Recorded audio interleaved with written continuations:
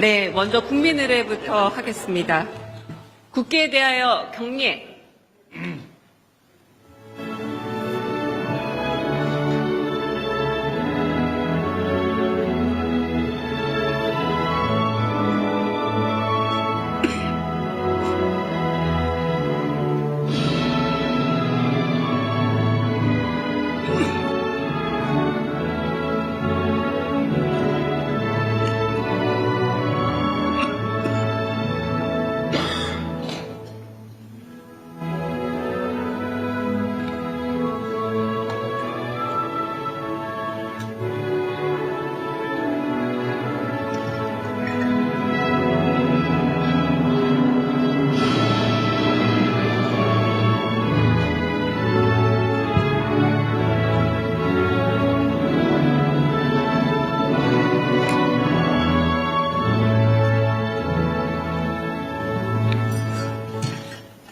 바로 네, 자리에 착석해 주시면 됩니다.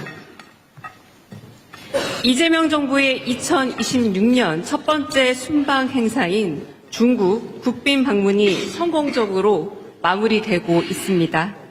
이번 순방에 많은 지지와 관심을 보내주신 국민 여러분께, 그리고 이 자리에 함께하고 계신 언론인 여러분들께 감사 말씀 드립니다. 덕분입니다. 그럼 이재명 대통령님의 인사 말씀 듣겠습니다. 네, 우리 기자단 여러분, 한 6개월 이상 이렇게 짐짝 실려 다니듯이 다니다가 처음으로 이렇게 같이 식사하는 것 같아요. 하여튼 고생 많으십니다. 그리고 새해 복 많이 받으시고요. 좋은 보도를 통해서 우리 국민들에게도 대한민국에도 새로운 희망을 만들어 주시기 바랍니다. 새해가 되자마자 첫 외교 일정으로 중국을 방문했습니다. 네, 이번 중국 방문은 변화하는 국제 질서 속에서 우리 대한민국의 국익을 더욱 단단하게 하고 한중 관계를 보다 안정적이고 성숙한 방향으로 발전시키는 중요한 외교 일정입니다.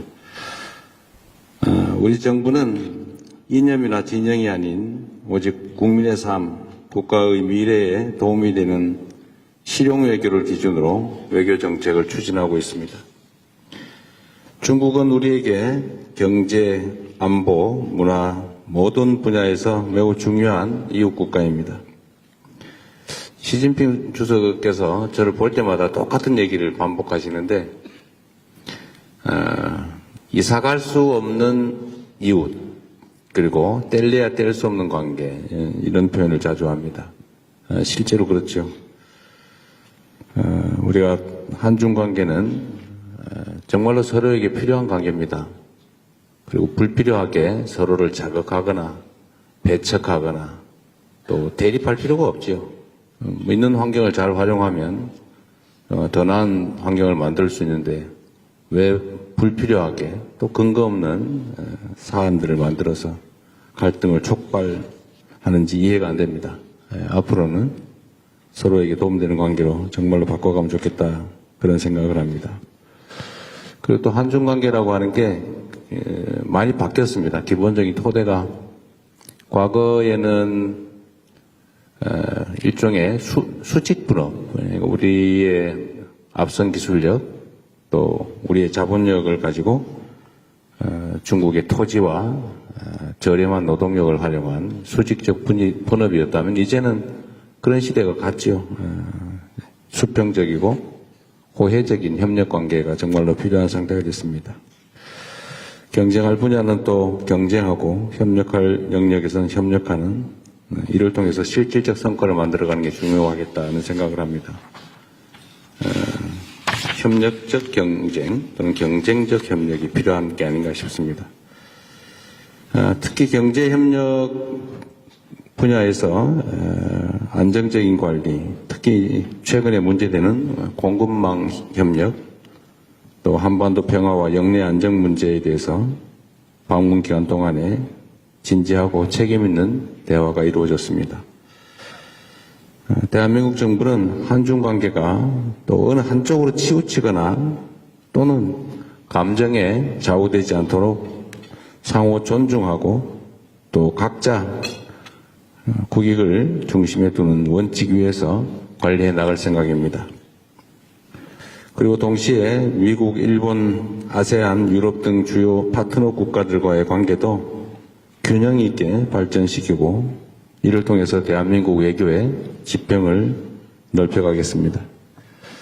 언론 여러분께서 국민의 눈과 귀가 되어주시는 만큼 우리 정부는 외교의 과정과 성과를 가능한 한 투명하게 설명드리려고 합니다. 또 국민들께서 이해하실 수 있도록 소통하는 데 최선을 다할 것입니다. 이번 순방과 관련해서 궁금하신 점 또 지적하신 부분이 있으시면 뭐 시간은 저는 상관없는데 필요한 말씀이 있으면 해주시기 바랍니다. 네, 정말 고생 많으셨어요. 이번에도 좀 여유있게 일정을 좀 잡아보자고 했는데 겨우 몇 시간 정도 할애한 것 같습니다. 앞으로는 우리 일정팀들이 조금 더 여유있게 해주면 좋겠어요. 저도 못 살겠어요. 너무 힘들었어요. 겨우 저도 한나절 정도 시간이 확보됐던 것 같습니다. 어쨌든 이번 방중은 생각보다 더 많은 진전들이 있었던 것 같습니다. 교감도 많이 이루어졌던 것 같고 또 여러 예를 들면 대립할 수 있는 사안들에 대해서도 아주 원만하게 해소할 수 있는 길을 찾아냈던 것 같습니다. 질문이 있으시면 제가 가능하면 짧게 하려고 노력하는데 그게 잘 안 돼요. 저도 하고 싶은 말이 있기 때문에. 자주 말씀드리지만 기자 간담회라고 하는 게 경찰서 유치장이 취조하는 일은 아니어서 저도 설명을 하다 보니까 길어지고 있는데 또 이를 통해서 우리 국민들께서 직접 이 장면을 보시고 또 들으시면서 판단할 수 있는 여지를 또 갖게 되는 거니까 여러분도 이해를 해주시길 부탁드립니다. 자, 고맙습니다. 네, 말씀 감사합니다. 네. 언론 여러분 박수 치면은 무슨 내기라는 소리 듣는 거 아시죠? 박수 안 치셔도 됩니다. 네, 네 고맙습니다. 네. 네, 박수가 습관적인데. 다음으로 이제 순방 기자단과 대통령님과의 자유로운 질의응답 시간 갖겠습니다. 네. 저희 평소 하는 대로 질문 있으신 분들 손 들어주시면 제가 인지 가능한 대로 바로 마이크 드리겠습니다. 가장 먼저 손 들어주신 옆자리에 앉아 계시죠? 연합뉴스 임형섭 기자님 질문 먼저 받아보겠습니다. 여기 마이크, 이걸로 쓰셔야겠네요. 네, 여기 마이크가 있는 걸 그랬어요. 대통령님 새해 복 많이 받으십시오. 연초부터 정상회의 일정 고생 많으십니다. 저는 좀 전에 이번 방중에서 생각보다 진전이 있다고 말씀을 하셨는데, 문화교류 관련, 민간교류 관련 문화교류, 그 중에서도 한한령 문제를 좀 여쭤보고 싶습니다. 그동안 한한령 때문에 사실상 양국의 문화교류에 많은 제약이 있어 왔는데요. 이번 정상회담을 계기로 조금 이 부분에 개선될 조짐을 좀 느끼셨는지, 그리고 우리 국민들이 구체적으로 어느 시기 정도가 되면 좀 가시적인 성과를 조금 볼 수 있을 걸로 기대하고 계신지 이 부분 질문 드리겠습니다. 네, 이게 꽤 오래된 의제여서 사실 중국 정부는 한한령은 없다라고 계속 말해왔죠. 그런데 이번에는 좀 표현이 다른 점들이 있었습니다. 석자얼음이 한꺼번에 언 것도 아닌데 또 한꺼번에 다 녹겠냐. 또 과일은 때가 되면 익어서 떨어진다. 이렇게 직접 시 주석께서 말씀하셨는데 그게 정확한 표현인 것 같습니다. 이제 그렇게 노력하겠다. 근데 어떻게 갑자기 바뀌면 없다고 한 게 있는 게 되잖아요. 그런 점들을 서로 이해해 줄 필요가 있겠다는 생각이 듭니다. 봄도 갑자기 오진 않아요. 시간이 필요하죠. 과정이 필요하니까. 실무부서에서 이제 구체적 협의를 하라고 말씀하셨기 때문에 실제 협의가 이루어질 겁니다. 그리고 가능한 범위 내에서 점진적으로, 단계적으로 또 질서 있게 그들의 표현에 따르면 질서 있게, 유익하게, 건강하게 이 문제는 잘 해결될 겁니다. 조짐 정도가 아니라 이제 명확한 의사표명이라고 저는 생각합니다. 시기나 방식이나 이건 뭐 또 분야마다 또 여러 가지 그 대상의 특성에 따라 좀 달라지겠죠. 무한대로 또 할 수는 없는 게 또 그 사회주의 체제의 또 속성이기 때문에 100% 완전히 또 방치할 수도 없는 그들의 입장도 이해해야 되겠죠. 그래서 구체적 협의가 좀 필요할 겁니다. 너무 서두르지 않고 우리도 지금까지도 뭐 아예 제로 상태로 이렇게 오랜 세월을 보냈는데 조금씩 단계적으로 원만하게 해나가면 될 것 같습니다. 네. 요번에는 좀 이쪽 테이블로 가보겠습니다. 네. 가운데 테이블 계신 SBS 강청화 기자님 먼저. 네.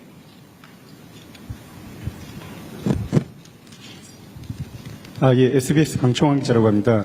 대통령 고생 많으셨습니다. 그리고 한중 정상회담에서 시진핑 주석께서 하신 말이 그 역사의 올바른 편에 서서 전략적 선택을 해야 한다라고 모두 발언에서 발언을 했는데 역사의 올바른 편이라는 말이 이제 중국에서 자주 쓰는 표현이긴 한데 최근에 이제 뭐 베네수엘라 사태라든지 중일 갈등도 심화되고 있고 이런 부분이 있어서 좀 그 의미하는 바가 있지 않나, 좀 시사하는 바가 있지 않나 하는 의도가 있는 발언이 아닌가라는 생각이 좀 들었는데 대통령께서는 좀 어떻게 들으셨고 또 회담에서는 또 그 관련된 어떤 이야기가 좀 나왔는지 여쭙고 싶습니다. 저는 그 말씀을 공자 말씀으로 들었죠. 착하게 잘 살자. 뭐 그런 의미로 저는 이해했습니다. 뭐 특정한 의미를 부여하고 싶은 의도가 있는지는 모르겠는데 우리가 역사적으로 바른 편에 서기 위해서 노력해야 되는 거 맞지요. 뭐 그걸 특정 사안에 염두에 둔 것이라면 저로서야 뭐 특별히 또 거기 반응할 필요를 못 느꼈습니다. 그냥 공자 말씀이라서 그렇구나 이렇게 생각했습니다. 뭐 정상회담이라고 하는 게 대화라고 하는 게 그런 거죠. 이게 사담을 나누는 게 아니니까 각자가 하고 싶은 이야기를 하는 겁니다. 더군다나 공개석상에서 하는 얘기는 그냥 액면 그대로 받아들여주면 좋죠. 저도 저의 할 얘기를 했을 뿐이니까요. 그리고 뭐 내밀한 얘기들은 또 비공개 석상에서 하게 되는데 그 자리에서도 제가 이렇게 말씀을 드렸습니다. 각 국가의 핵심적 이익이나 중대 관심사에 대해서 당연히 존중해야 된다. 뭐 대한민국의 핵심 이익 당연히 존중받아야죠. 핵잠수함 문제 같은 그런 거 아니겠습니까? 또 중대 관심사에 대해서 존중받아야죠. 우리는 일본과의 관계도 또 중국과의 관계만큼 중요하죠. 그리고 제가 이 얘기도 명확하게 했습니다. 중국의 시진핑 주석은 중국의 국가적 이익을 위해서 최선을 다하고 대한민국 대통령 이재명은 대한민국 국익을 위해서 최선을 다하는 것 아니겠냐. 그러면서도 서로 필요한 부분에서 또 타협하고 조정해 나가는 것이 국가 간 관계다. 뭐 이렇게 직접 내가 말씀드렸죠. 각자가 해야 될 이야기를 하는 자리다. 이렇게 생각해 주면 되겠습니다. 네. 다른 질문 또 받아보겠습니다. 그 앞쪽 테이블, 이번에는 좀 제일 뒤쪽 테이블로 가볼까요? 9번 테이블이 저한테 가장 멀 것 같은데, 네. 한국일보 이성택 기자님? 네. 제일 멀리 계십니다. 네.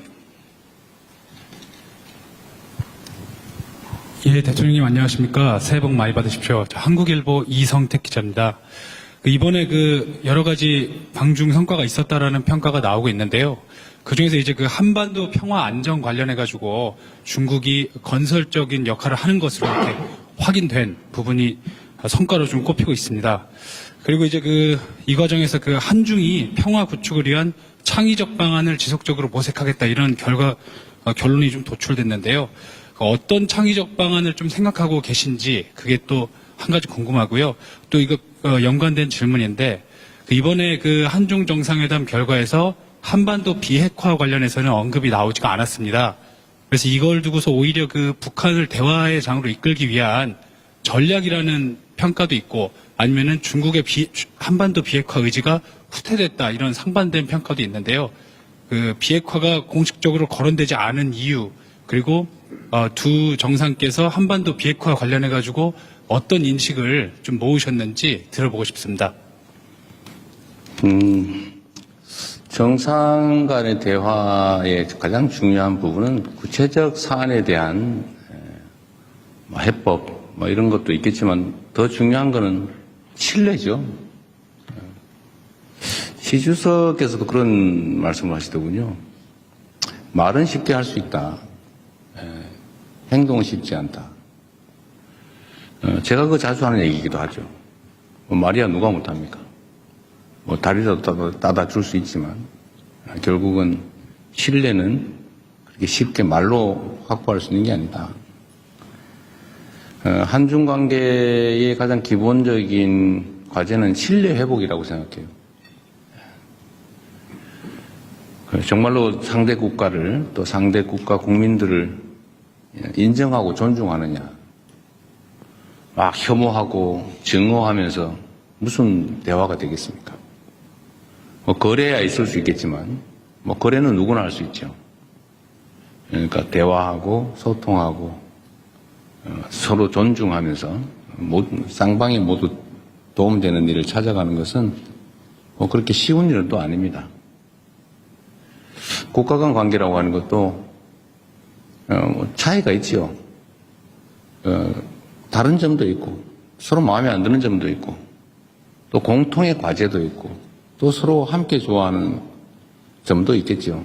그러나 그 차이들은 좀 줄여나가고 또 갈등적 요소는 또 최소화하고 이해하려고 노력하고 또 상대의 입장을 존중하고 또 공통으로 추구하는 가치들에 대해서는 또 함께 힘써 노력하고 또 이러다 보면 관계는 개선이 되겠죠. 큰 방향이 어긋나는 쪽으로 가느냐 또 함께하는 쪽으로 가느냐 이 방향이 중요하지 않습니까? 그 방향에서 제일 크게 영향을 미치는 것은 결국 정상 간의 신뢰 그리고 아주 근본적으로는 각국 국민들의 마인드겠죠.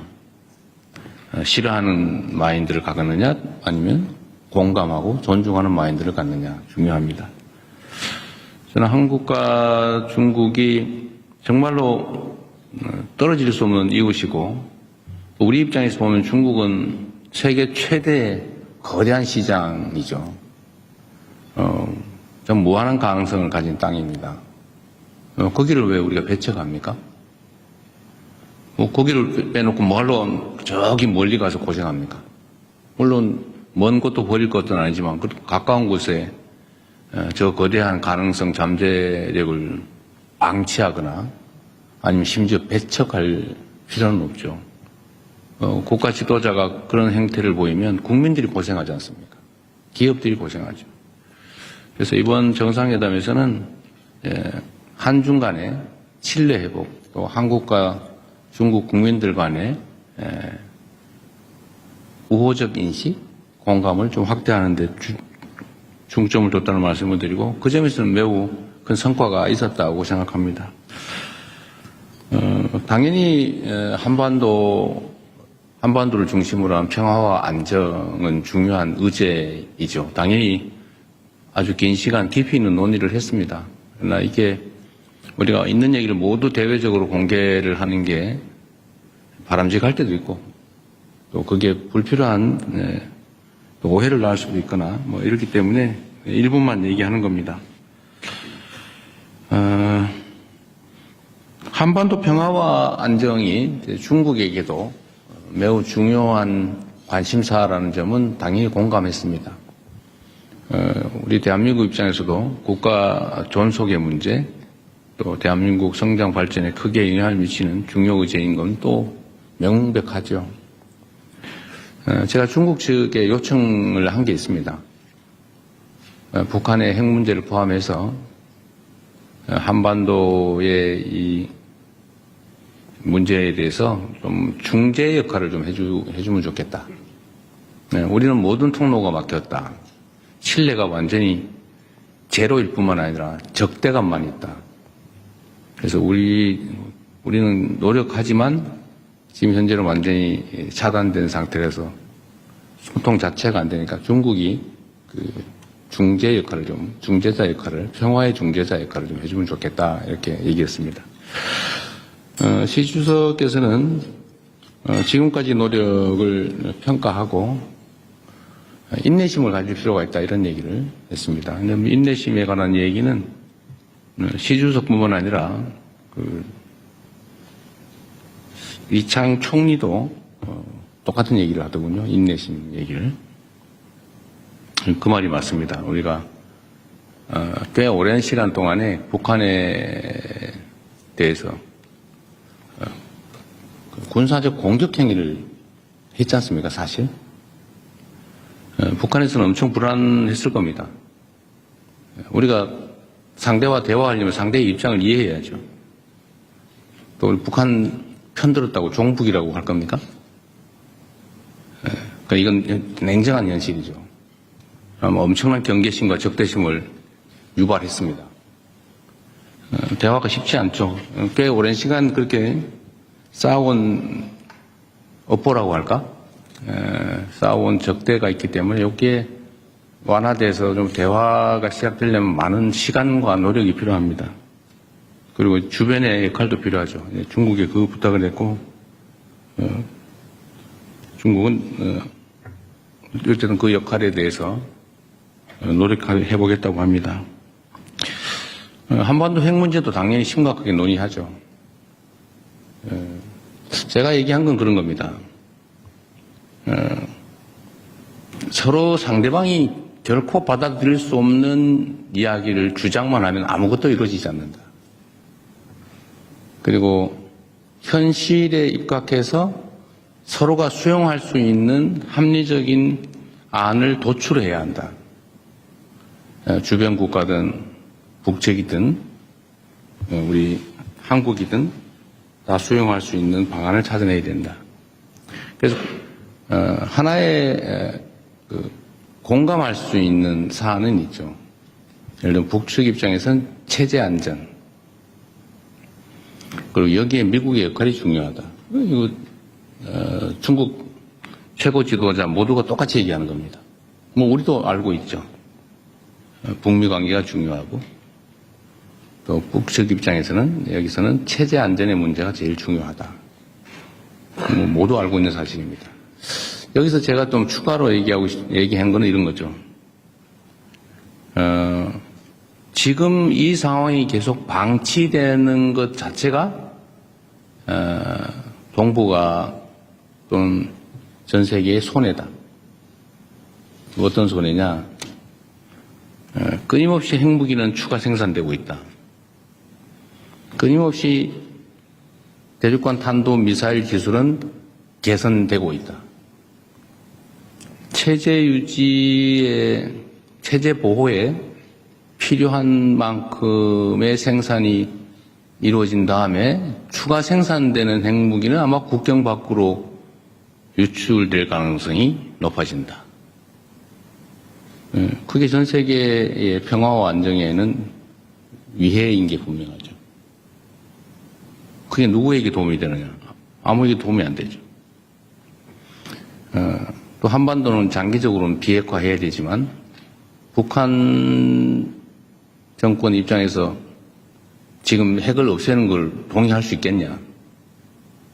뭐 그렇게 하면 좋지요. 근데 되겠냐? 수용할 수 있을까? 제가 보기에는 불가능하다고 생각됩니다. 그러면 그럼 방치할 거냐?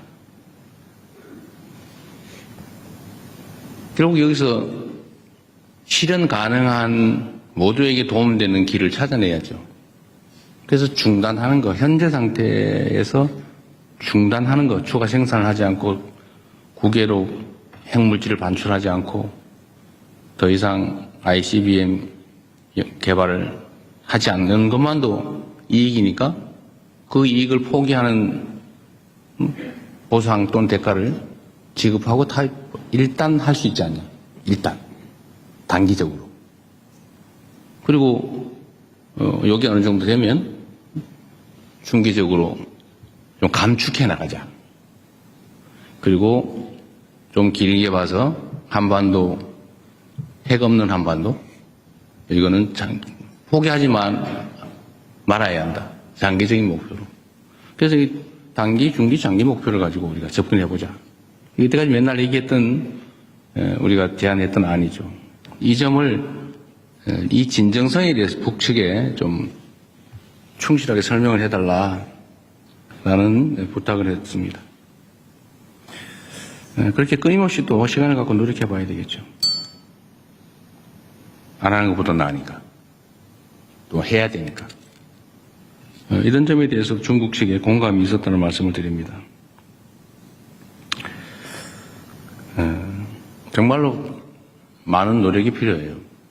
그리고 여기에는 우리 대한민국 국민 여러분의 또 인내와 이해도 필요합니다.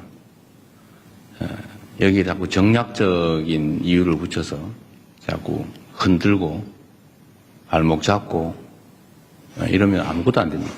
점점 더 상황은 나빠질 뿐이죠. 상황 개선을 위해서 좀 힘을 모아주시면 좋겠다는 말씀을 드립니다. 네, 뭐 중요하고 복잡한 의제에서 말이 좀 길었네요. 네, 말씀 잘 들었습니다. 이번에는 제 마음대로 여성 기자분에게 좀 우선권을 드리겠습니다. KBS 손서영 기자님. 네.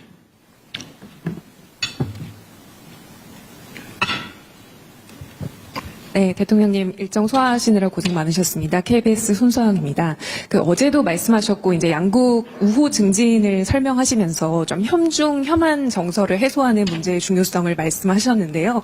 중국 측 시 주석이나 이제 고위 인사들과 만나시면서 중국 측도 이런 문제에 대한 우려를 좀 표명했는지 그런 점들이 좀 궁금하고요. 이게 어쨌든 시간을 갖고 좀 해소해야 될 문제이긴 하지만 단기적으로 조금 뭔가 문제 해결이 필요할 것 같은데 그런 방안에 대해서는 좀 어떤 고민하고 계신지 여쭙고 싶습니다. 뭐 말씀드린 것처럼 가까운 이웃이고 떠날 수 없는 관계이고 거대한 잠재력인데 우리가 배척하고 피하면 우리 손해죠. 그런데 꽤 오랜 기간 동안에 혐중혐한 정서라고 하는 게 양국이 상당히 광범하게 또 지속적으로 또 악화되면서 정말 양국에 큰 피해를 입혔습니다. 저는 대한민국이 훨씬 더 큰 피해를 입었다고 생각해요. 중국의 예를 들면 상품 서비스 수출이 지금 많이 나빠졌죠. 그래서 홍콩을 제외한 무역 수지가 지금 적자로 전환됐습니다. 왜 그렇게 됐냐? 뭐 중국 사람들 입장에서 한국 상품 보면 싫은 거죠. 원래도 그렇잖아요.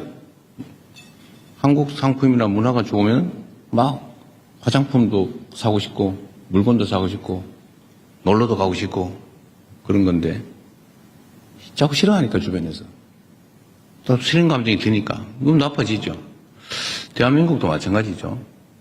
그래서 이게 계속 악순환이었는데 이 점을 개선해야 된다라는 점에 뭐 저나 또는 중국 국가 지도자 모두가 동의했어요. 어떻게 개선할 거냐. 제가 근거 없고 불필요한 혐중 조장, 혐오 조장 이건 없어야 되겠다. 무슨 부정선거를 중국이 뭐 어쩌고 이런 정신 나간 소리를 해서 그 감정을 상하게 하면 되겠습니까? 근거도 없고 불필요하죠. 그래서 제가 국무회에서도 여러 차례 지적하고 또 명백한 허위 주장이나 행동에 대해서 엄격한 제재를 가하고 있고 또 이것 때문에 사실 많이 줄어들긴 했고 이 점에 대해서 중국 정부나 중국 국민들이 많이 또 알게 되면서 호감도가 많이 개선된 것 같습니다. 앞으로도 계속 혐중 혐한을 조장하거나 또 선동하거나 이런 데에 대해서는 우리가 억제를 위한 노력을 계속해야 되겠습니다. 중국 측에도 제가 그런 얘기를 했죠. 대한민국이 협중 선동을 하는 뭔가 근거 비슷한 거, 이런 게 좀 최소화돼야 된다. 증표가 필요하다. 그게 소위 문화 콘텐츠 진출 제한 같은 거다. 제가 이런 지적을 했죠. 그래서 그게 내가 보기도 사실인데 한국 영화 잘 안 틀고 한국 공연 잘 못하게 하고, 실제 현장에는 그러니까 뭐 국가 정책은 아니라고 하지만 그게 개선되지 않고 있으면 그게 공격의 빌미가 된다. 근거가 된다. 아까 근거 없는 불필요한 이런 얘기했지만 근거가 있지 않냐, 그런 거는. 그런 걸 그래서 신속하게 좀 해소되는 걸 보여줘야 된다. 그리고 한중 관계가 서로 협력적이고 우호적이라는 걸 보여줄 필요가 있다. 그래서 제가 이것도 지방 균형 발전 차원에서 우리나라 사람들이 팬더 좋아하는데, 저 광주에 우치동물원이라고 국가 제2동물원이 있대요. 국가동물원이 있는데 그 제2동물원이 있답니다. 그래서 저 지방에 국가동물원이니까 광주 우치동물원에 팬더나 한 쌍 보내주면 어떻겠냐. 그건 뭐 실무 협의를 한번 해보기로 해서 지금 아마 하고 있을 겁니다. 그래서 이런 근거들이 좀 필요하다. 그래서 협중 협안 정서 문제는 이제 각 국가 차원에서 좀 해소하기 위한 구체적인 또 실질적인 노력이 필요하다는 점에 서로 공감하고 앞으로 실제로 진척이 좀 될 겁니다. 제가 이 점도 이제 중국 측이 얘기를 해줬는데, 이게 계속 이제 중국에 대한 악감정 계속 늘어나고 있었거든요. 좋아하냐 싫어하냐 이런 거 물어보잖아요, 국민들한테. 근데 이게 이제 좀 방향이 전환이 됐어요. 작년 아마 제가 취임한 이후부터 좀 전환이 되는 것 같습니다. 이게 아마 여러분도 보셨을 텐데 여론조사상으로 중국에 대한 국가 인식이 개선이 됐어요. 중국 국민들에 대한 그 인식도 많이 또 개선됐다고 합니다. 다행스럽죠. 이제 방향을 좀 바꿨으니까 많이 개선되지 않을까 싶고 좀 가속도를 붙여야 되겠다는 생각하고 있습니다. 여러분도 좀 도와주시기 바랍니다. 네, 다음 질문 또 받겠습니다. 여기 좀 안간 또 저쪽으로 좀 한번 가보겠습니다. 네, 동아일보 박훈상 기자님. 네.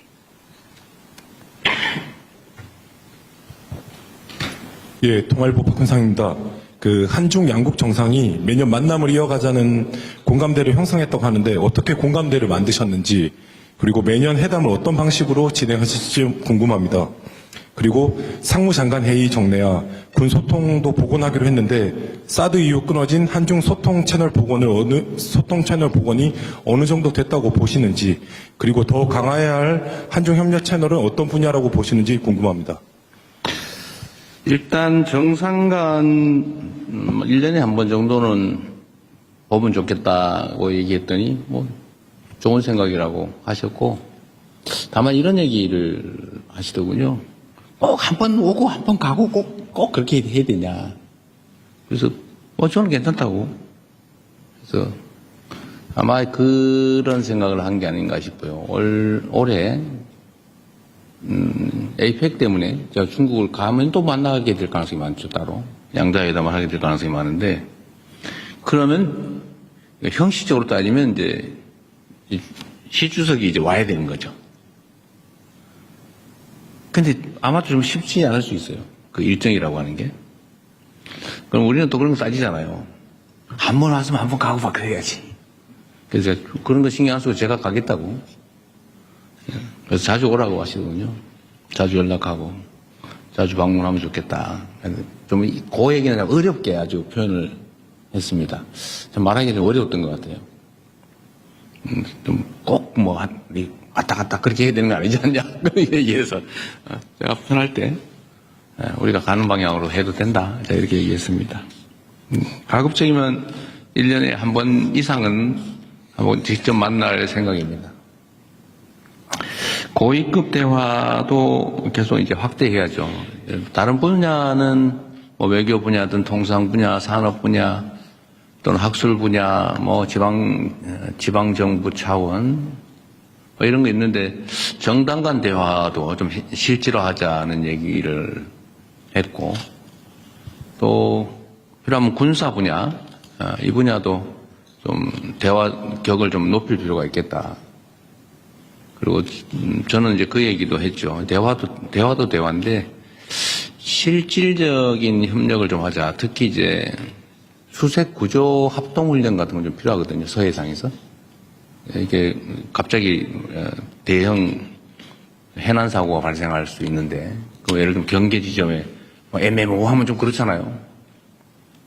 그럴 경우에 그런 거 따지지 말고 양국 해군이 합동으로 수색 구조는 할 수 있게 평소에 좀 훈련해 놓는 게 좋겠다. 인도적 차원에서. 그 얘기는 답을 못 들었어요. 어쨌든 우리 입장에서는 각 분야에 또 각 급별로 대화를 좀 확대하다는 입장이고 중국 측도 그 점에 대해서는 공감이 있었습니다. 최대한 많이 소통할 필요가 있겠다 생각합니다. 네. 네, 다음 질문은 좀 뒤쪽 테이블로 넘어가겠습니다. 제가 이제 잘 안 손이 보이기. 왜 이리 많습니까? 네, 제가 잘 안 보이기 시작하는데 그냥 짚겠습니다. 빨리빨리 하세요 그냥. 네, 한재영 기자님. 다음에 저 뒤쪽으로 가겠습니다. 죄송합니다. 가능하면 여성들한테 기회를 많이 주세요. 알겠습니다. 너무 비중이 안 맞아요. 네, 안녕하십니까. 저 한국경제신문 한재영입니다. 그 중국 정부가 어제 일본으로 향하는 이중용도 물자에 대해서 수출 통제 조치를 발표를 했습니다. 이제 다카이치 일본 총리의 최근 이제 대만 관련 발언을 이제 문제를 삼은 것으로 보이는데요. 이 지정학적 기반의 정치 갈등이 이제 경제 통상 영역으로 좀 확산이 되는 것으로 보입니다. 우리나라도 연관이 간접적으로 있을 수도 있다고 보는데요. 중국의 이번 조치를 대통령께서는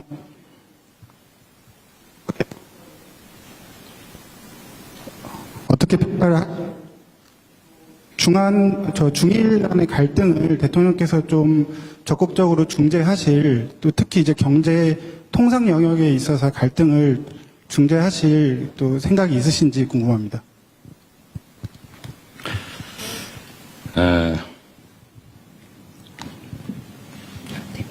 어른들도 뭔가 실제 이유가 있어서 다툴 때 옆에 끼어들면은 양쪽으로부터 미움받는 수가 있는데 상황을 잘 보고 정말 우리의 역할이 필요할 때, 그게 또 실효적일 때, 의미 있을 때 하겠지만 지금은 우리가 할 수 있는 게 매우 제한적으로 보여집니다. 나설 때 나서야지 안 나설 때 나서면 별로 도움이 안 될 수도 있어요. 자, 때가 되면 또 상황이 되면 또 할 수 있는 역할을 찾아보겠습니다. 수출 통제 관련된 보도는 저도 어제 봤는데 이 동북아시아의 평화와 안정 또 연대와 협력은 매우 중요하죠. 또 한편으로 우리는 안타까운 역사를 가지고 있습니다. 또 그 안타까운 역사 때문에 우려도 많지요. 역사적 경험이라고 하니 그렇지 않습니까? 그래서 이 지금 문제된 수출 통제 문제는 매우 복합적이고 뿌리가 깊죠. 그래서 그냥 하나의 현상처럼 보이지만 그 현상만으로는 설명할 수 없는 매우 복잡한 문제입니다. 일단은 원만하게 신속하게 잘 해결되길 바랍니다. 그리고 이게 또 단기적으로 보면 우리가 가공 수출하는 데에 또 연관이 있을 수 있죠. 꽤 복잡합니다. 또 장기적으로 볼 때 이게 어떤 영향을 미치게 될지도 속단하기가 어렵죠. 일단은 상황을 예의주시하고 우리가 어떤 상황을 직면하게 될지 이 점에 대해서 면밀하게 점검하는 그런 단계다. 구체적으로 여기에 대해서 이렇게 하겠다 저렇게 하겠다 말하기가 좀 쉽지 않은 상황입니다. 잘 해결되기를 바란다는 말씀 드리는 걸로 일단은 넘어가겠습니다. 네. 이번에 여성 기자분, 네. 장윤선 기자님, 네. 네, 대통령님 고생 많으십니다. 새해 복 많이 받으십시오. 네, 질문 드리겠습니다. 길거리 중계하다가 제재당했다는 소문이 있던데 네, 맞습니까? 그 소문이 거기까지 갔습니다. 네, 별걸 다 제재- 듣고 있어요.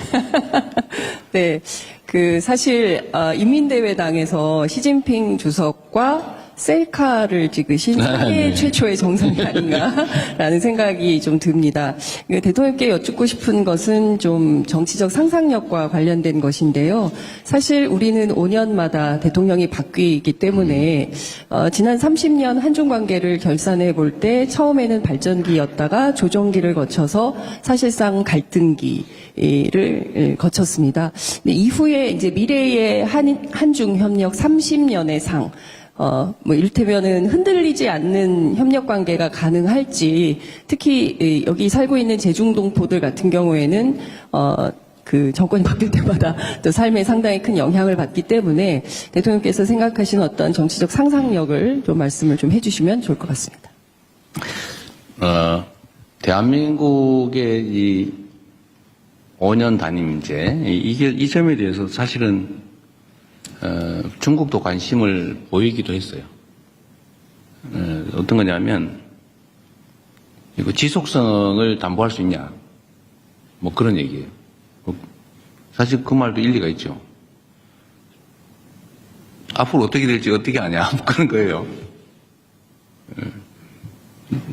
이게 일본도 사실은 일당이 계속 집권을 하고 있죠. 우리 주변 국가들을 보면 거의 대부분 그래요. 근데 우리는 어쨌든 5년 단임제인데 과거에는 그런 진폭이 그렇게 크진 않았던 것 같습니다. 그러면 뭐 김대중, 뭐 김영삼, 노태우 뭐 이렇게 쭉 흘러온 그 과정들을 보면 그렇게 진폭이, 특히 대외 관계에서는 진폭이 크지 않았던 것 같아요. 그런데 최근에 전체적으로 진폭이 커졌는데 대외 관계에서 이 상상 이상의 급변이 있었던 겁니다. 황당무계했을 거예요, 주변에서. 이제는 어떻게 믿지? 지금 얘기를 잘하면 나중에는 어떻게 될지 어떻게 믿나? 뭐 이렇게 된 것 같습니다. 미국에 똑같은 현상이 있다고 제가 들었거든요. 미국도 대외 정책 분야는 민주당이 집권하든 공화당이 집권하든 큰 변화가 없다. 그리고 외교 안보 분야에 관한 한 큰 차이가 없다. 어느 당이 집권하든. 근데 최근에는 엄청나게 다르다고 해요. 우리는 가장 최근의 경험으로는 완전히 천당과 지옥을 왔다 갔다 해버려가지고 뿌리끝이 흔들려 버린 거죠. 대외 정책이. 특히 동북아 부분은 그런 것 같아요. 더 심한 것 같습니다. 이 점에 대한 우려가 있는 건 사실이에요. 이번에 우리가 한중 관계 개선에 이제 양자가 정말 일치된 생각을 가지고 있고 또 그러기 위해서 실제로 노력하는 거죠. 중국 입장에서도 한국의 존재가 정말 중요하거든요. 그런데 한국이 이게 보니까 어느 날은 토끼였다가 어느 날은 갑자기 이리가 되었다가 막 이래버리면 불편하잖아요. 그렇게 지속적인 정책 결정하기 어렵죠. 그러면 어떡하겠어요? 할 수 없지. 운명이죠. 그래서 제가 이 점에 대해서는 이렇게 얘기를 했습니다. 물론 그런 불안정함 때문에 정책 결정이나 국가 간 관계를 수립하는데 참 어려움이 있는 건 이해한다. 그러나 특히 한반도 평화에 관한 문제라면 지금이 기회다. 그런 면에서. 그리고 그거를 제도화하면 된다. 쉽게 뒤집지 못하게 제도화하면 된다. 이건 그것까지만 얘기했죠. 제도화 방법은 여러 가지겠죠. 입법을 해놓든지, 아니면 조약을 맺어놓든지, 문서상 번복할 수 없는 합의를 해놓는다든지, 이러면 이제 마음대로 못 뒤집죠. 그런 방법도 있다. 지금이 어쩌면 기회다. 좀 미국 대통령도 매우 실용적인 사람, 현실주의자, 실용주의적인 사람이고 한반도 핵 문제를 현실적으로 실용적으로 해결할 생각을 가지고 있는 사람이고 나도 그렇고 중국도 그랬으면 좋겠고 이런 측면에서 좋은 기회 아니겠냐 이런 얘기를 했던 겁니다. 5년 단임제야 대한민국 헌법이 그런데 뭔 상상을 합니까? 그냥 가는 거지. 네. 그러나 저는 그런 걸 믿죠. 이건 국민의 바다, 민중의 바다, 이 민중의 강물 위에 떠 있는 배 같은 존재가 정치고 권력이니까 그 큰 흐름, 대한민국 국민의 집단 지성이 가지고 있는 생각이나 판단은 크게 바뀌지 않을 거다. 더군다나 이번 내란 사태를 겪으면서 그냥 맡겨놓으면 안 되겠구나 라는 생각도 했을 거기 때문에 어떤 체제가 되든 간에 우리 국민들이 기대하고 또 원하는 세상을 향해서 좀 부침 흔들림은 있겠지만 계속 나아갈 거라고 믿습니다. 네. 네, 감사합니다. 순방기자단 오찬 간담회 사전행사, 공개행사는 아쉽게도 여기서 그냥 더 하세요. 방송 시간이 45분으로 정해져 있다라고 합니다. 법으로 막은 것도 아닌데 네. 기회를 주세요. 우리. 그러면은 네, 2분 정도 제가 더 기회를 드리겠습니다. 더 주세요. 괜찮아. 짧게 더 할게. 나도 드리겠습니다. 짧게 얘기할게. 그럼. 저기 네, 먼저 이슬기 기자님 먼저 네.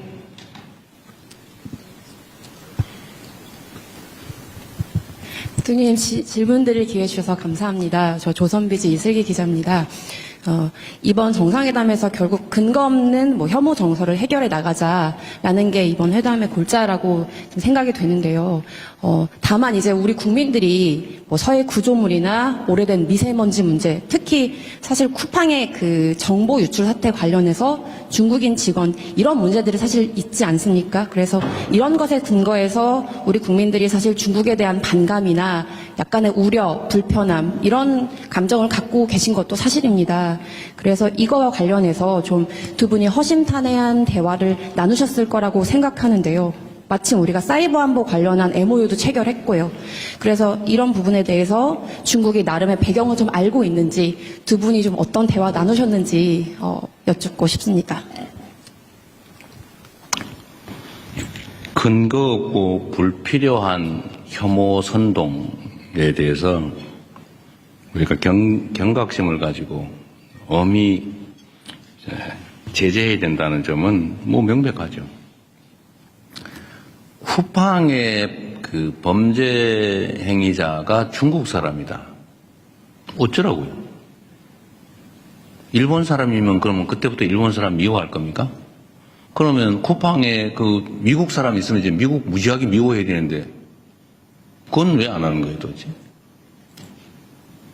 아무런 그야말로 그것도 근거 없는 얘기죠.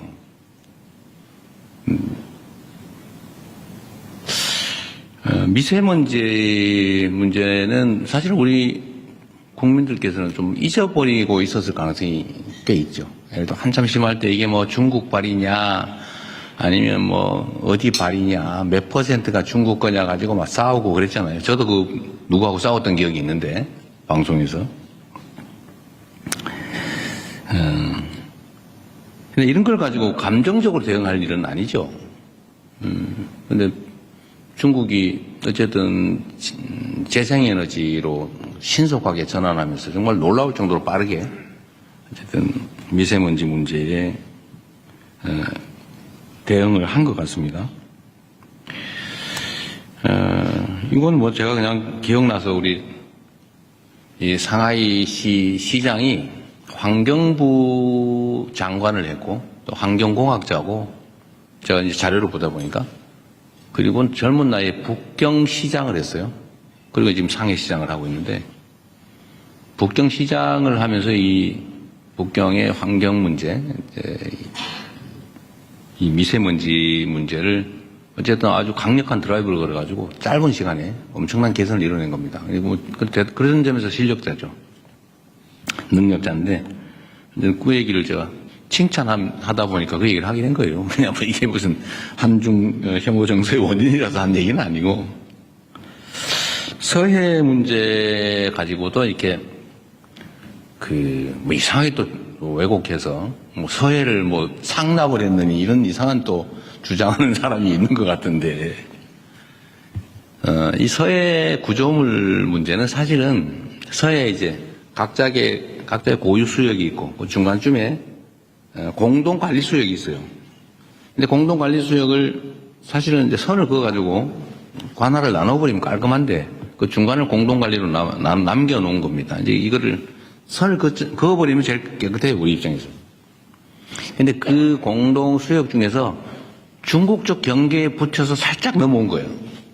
이 중간에 뭐 와가지고, 아니 뭐 그 중간에서 오른쪽으로 우리 쪽으로 와 있는 그런 게 아니고, 위치가. 그 중국은 우리한테 그러는 거예요. 거기 들어온 물고기 있는 것도 아니고, 진짜 물고기다. 양식하는 거다. 회유하는 좀 양식장인데 뭘 그러냐. 그런데, 하여튼 우리로서는 왜 일방적으로 하냐라고 이제 문제를 삼는 거죠. 그리고 지금 좀 양식장 시설이 2개 있다 그러고, 그걸 뭐 관리하는 시설이 또 있다고 그래요. 근데 관리하는 시설은, 그건 뭐 철수할게. 이래가지고 아마 옮기게 될 것 같아요. 일단 그건 옮기자. 그걸 뭐 자꾸 논란이 되니까. 그런데 우리 입장에서는 그냥 편하게 중간을 정확하게 그냥 그어버리자. 당신들 마음대로 써라. 그 안에서. 지금 그 얘기를 이제 실무적으로 하기로 한 거예요. 그럼 깔끔하잖아요. 그 선에서 우리 쪽으로 넘어오는 것도 아니고, 그쪽에, 실제 그쪽 수역에 근접해 있는 공동 수역인데, 그래서 깔끔하게 정리합시다. 라고 한 겁니다. 그렇게 하기로 했어요. 이제 어떻게 할지 실무 협의를 하기로 했습니다. 그래서 문제의 원인을 제거하자. 이렇게 정리하면 되죠. 근거 없고 필요 없는, 불필요한, 이런 문제는 정말 우리 언론 여러분께서도 정리들을 가끔씩 한 번씩 해주세요. 중간적 입장에서. 언론이 입장이 중요하잖아요. 누구 편 들어가지고 왜곡 조작하려고 하는 게 아니지 않습니까? 정치 집단도 아니고. 뭐 정치 집단이 그러는 거야 이해하지만.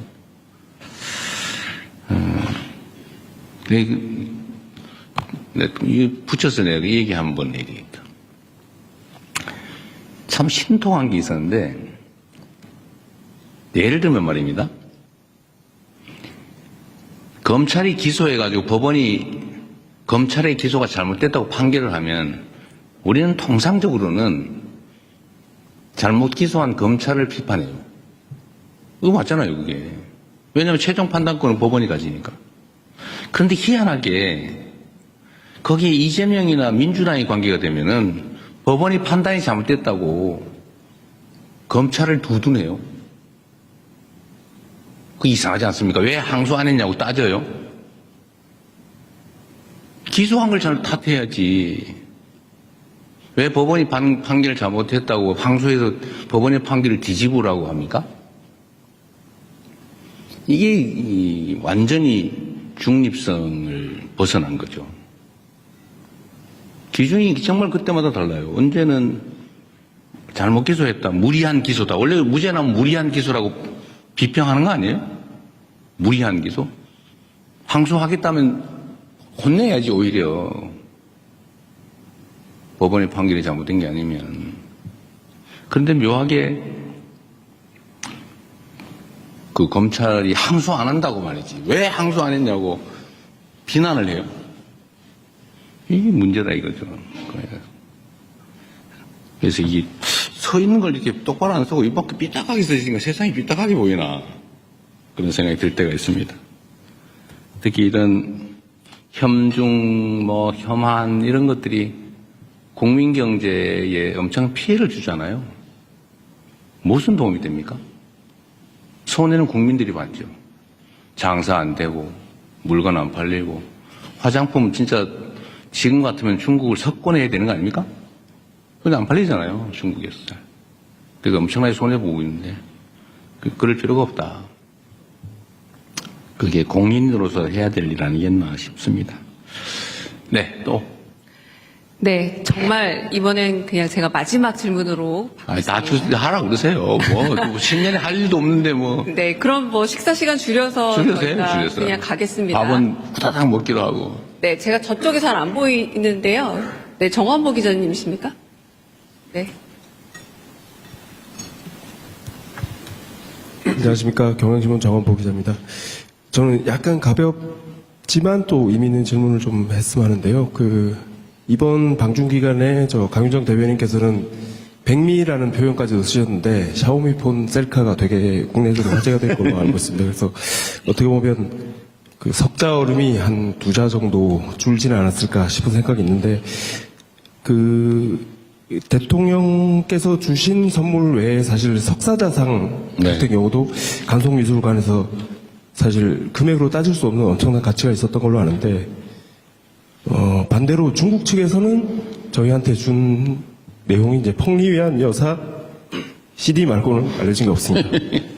그래서 그에 관해서 좀 말씀 듣고 싶습니다. 네. 우리 정한보 기자님 의외로 그 선물 물량에 관심이 많으신 것 같아요. 이 선물은 마음이 중요한 거 아닌가요? 뭐 그건 지적도 일리가 있죠. 근데 우리 선물 교환할 때 보니까 그쪽에는 준비를 많이 했는데 우리가 너무 준비를 적게 해가지고 미안한 생각이 들던데요. 그때 우리 너무 정말 그쪽에 준 거에 비하면 너무 약소해가지고 우리가 너무 소심했나 이 생각이 들었습니다. 공식 선물. 석사자상은 이 간송 선생이 일제 시대 때인가요? 그때 일본에서 매우 비싼 가격으로 샀다고 해요. 그리고 그분이 언젠가 중국에 돌려줘라라고 유언을 했다고 하더라고요. 그래서 그 간송미술관 측이 중국 측에 이렇게 돌려주려고 오랫동안 노력을 했다고 합니다. 노력을 했는데 그 절차가 잘 진행이 안 됐대요. 근데 마침 제가 그 얘기를 들어서 중국 측에 돌려주자. 이게 이 한중일 동북아의 이 역사 문제는 사실은 저는 이제 현실이 너무 어려우니까 좀 과거는 직시하되 미래를 향해 가자라고 해서 그걸 일부러 막 부각하거나 그러고 싶지는 않은데 그래도 제자리를 좀 찾아주자. 서로 각자가 있을 자리에 있자라는 의미로 관송미술관이 굳이 돌려주고 싶다는데 이번에 그냥 우리도 좀 생색도 좀 내자라고 해서 제가 좀 밀어붙여가지고 급하게 추진된 거예요. 근데 중국 측에서 그 전문가들이 몇 명이 와가지고 급하게 왔어요. 왜냐하면 진짜인지 아닌지 감식을 해야 되니까. 와서 확인을 하더니 진짜라고. 이게 왕궁에 빛이 돼서 이게 뭘 지키든 애군을 막든 그게 맞다. 이 성체 재질도 그렇고 기법도 그렇고 맞다. 그래서 이제 급하게 실물은 못 주고 돌려주는 사진만 찍어서 돌려주는데요. 저는 이게 이제 각자 제자리에 라고 하는 걸 좀 상징적으로 보여주고 싶었죠. 중국도 중국이 우리한테 줄 거는 내가 보니 아무 사례가 없더라고요. 뭐 있으면 계속 푸바오라도 줘라. 제가 그렇게 한 겁니다. 푸바오라도 빌려줘라. 우리가 뭐 중국에서 우리 걸 뺏어간 건 또 뭐 가져간 거 없으니까 별로. 어쨌든 그런 의미였습니다. 각자 제자리에. 그 샤오미폰은 이거 가지고 또 왜 중국 물건 선전해 줬냐, 뭐 친중이냐 또 뭐 그런 사람 있는 것 같아요. 그 뭐 일부가 공연히 하는 소리고, 그 샤오미폰은 어쨌든 시 주석이 우리한테 선물로 줄 때 저한테 한 얘기도 있죠. 이거는 디스플레이는 한국산이다. 그리고 중국하고 이게 일종 협력의 산물이다. 한중 협력의 산물이다라고 하면서 약간 구기종을 준 거예요. 아마 신기종은 디스플레이를 한국산 안 쓴 것 같아요. 그건 못 주고, 그래서 한국산이 들어있는 약간 구기종 그걸 선물로 준 것 같습니다. 한중 협력하자. 협력하면 좋지 않냐. 같이 물건 만들어서. 이런 취지로 준 거죠. 그래서 거기에서, 그리고 제가 또 약간 험한 농담을 해가지고. 근데 기분 나빴을 수도 있는데, 그것도 잘 받아줬죠. 그래서 뭐 그 기억도 있고, 카메라가 좋대요, 그게 또. 근데 진짜로 제가 해보니까 카메라 성능이 많이 좋더라고요.